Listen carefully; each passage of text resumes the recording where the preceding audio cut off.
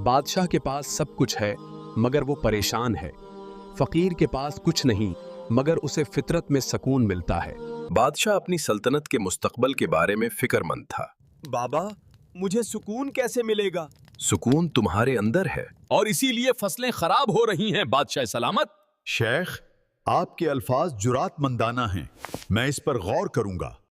بہت زمانے پہلے ایک طاقتور بادشاہ تھا جس کا نام جلال الدین تھا۔ اس کی سلطنت بہت وسیع تھی، خزانے سونے چاندی سے بھرے ہوئے تھے اور رعایا اس سے خوف بھی کھاتی تھی اور عزت بھی کرتی تھی، مگر ان سب کے باوجود بادشاہ کے دل میں ایک عجیب سی بے چینی رہتی تھی۔ رات کو اسے سکون کی نیند نہیں آتی تھی اور دن میں بھی اسے خوشی محسوس نہیں ہوتی تھی۔ ایک دن وہ اپنے محل میں اکیلا بیٹھا زندگی کے بارے میں سوچ رہا تھا۔ گہری سوچ کے بعد اس کے ذہن میں 3 اہم سوال پیدا ہوئے۔ سب سے اہم وقت کون سا ہے؟ سب سے اہم شخص کون ہے؟ سب سے اہم کام کیا ہے؟ بادشاہ نے اعلان کیا کہ جو ان سوالوں کے بہترین جواب دے گا اسے بڑا انعام دیا جائے گا۔ دور دور سے عالم فاضل، دانشور اور حکیم اس کے دربار میں آئے۔ سب نے اپنے اپنے اندازے میں جواب دیا۔ کسی نے کہا سب سے اہم وقت مستقبل ہے کیونکہ کامیابی وہیں بنتی ہے۔ کسی نے کہا سب سے اہم شخص خود بادشاہ ہے، اور کچھ نے کہا سب سے اہم کام طاقت حاصل کرنا اور سلطنت کی حفاظت کرنا ہے،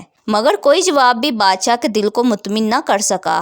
آخر کار کسی نے اسے بتایا کہ پہاڑوں میں ایک درویش رہتا ہے جو بہت دانا ہے۔ بادشاہ نے فیصلہ کیا کہ وہ خود اس سے ملے گا۔ سادہ لباس پہن کر وہ پہاڑوں کی طرف روانہ ہوا۔ لمبے سفر کے بعد وہ درویش کی جھونپڑی تک پہنچا۔ درویش ایک بوڑھا اور کمزور آدمی تھا جو زمین کھود رہا تھا۔ بادشاہ نے جا کر اپنے 3 سوال پوچھے۔ درویش نے سنا مگر کوئی جواب نہ دیا بلکہ خاموشی سے کھدائی کرتا رہا۔ بادشاہ نے دیکھا کہ درویش بہت تھک چکا ہے تو اس نے کہا مجھے یہ کام کرنے دیں، اور وہ خود زمین کھودنے لگا۔ کافی وقت گزر گیا مگر درویش نے اب بھی کوئی جواب نہ دیا۔ سورج غروب ہونے لگا تو دوبارہ اپنے سوال دہرائے۔ اسی دوران اچانک ایک زخمی آدمی لڑکھڑاتا ہوا ان کی طرف آیا اور زمین پر گر پڑا۔ اس کے جسم سے خون بہہ رہا تھا۔ بادشاہ فوراً اس کی مدد کے لیے آگے بڑھا۔ اس نے زخم صاف کیے، اپنے کپڑے پھاڑ کر پٹیاں بنائیں اور ان کی مرہم پٹی کی۔ ساری رات اس کے پاس بیٹھا رہا اور اس کی دیکھ بھال کرتا رہا۔ صبح جب وہ آدمی ہوش میں آیا تو اس کی آنکھوں میں آنسو تھے۔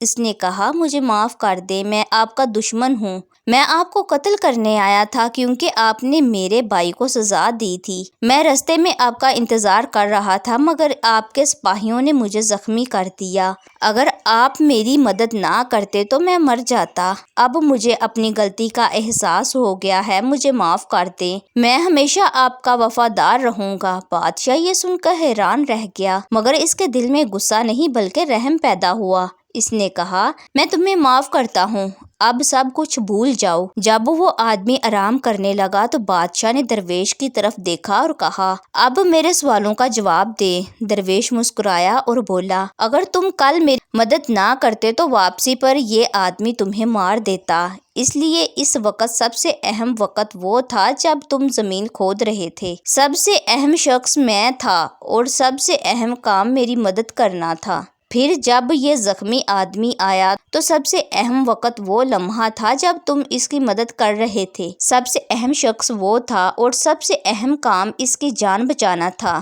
پھر درویش نے اصل بات بتائی، سب سے اہم وقت ہمیشہ موجودہ لمحہ ہوتا ہے کیونکہ یہی وہ وقت ہے جو ہمارے پاس ہے۔ سب سے اہم شخص وہ ہوتا ہے جو اس وقت تمہارے ساتھ ہو کیونکہ تم نہیں جانتے کہ دوبارہ کسی سے ملاقات ہوگی یا نہیں، اور سب سے اہم کام یہ ہے کہ اس شخص کے ساتھ بھلائی کرو کیونکہ یہی زندگی کا اصل مقصد ہے۔ بادشاہ کے دل کو سکون مل گیا، اسے اپنے سوالوں کے جواب مل گئے۔ وہ اپنے محل واپس آیا اور اس نے اپنی حکمرانی کا اندازہ بدل دیا۔ اب وہ لوگوں کے ساتھ نرمی اور انصاف سے پیش آنے لگا، ان کی مدد کرنے لگا اور ہر لمحے کو قیمتی سمجھنے لگا۔ اس کی سلطنت میں امن اور خوشحالی پھیل گئی اور بادشاہ کو وہ سکون مل گیا جس کی وہ تلاش میں تھا۔ موجودہ لمحے کی قدر کرو، جو شخص تمہارے سامنے ہے اس کے ساتھ اچھا سلوک کرو۔ زندگی کا سب سے اہم کام دوسروں کی مدد کرنا اور نیکی کرنا ہے۔ دوستو یہ تھی ہماری آج کی چھوٹی سی ویڈیو۔ اگر آپ کو پسند آئے تو اسے لائک کریں اور چینل کو سبسکرائب کریں۔ جزاک اللہ خیر۔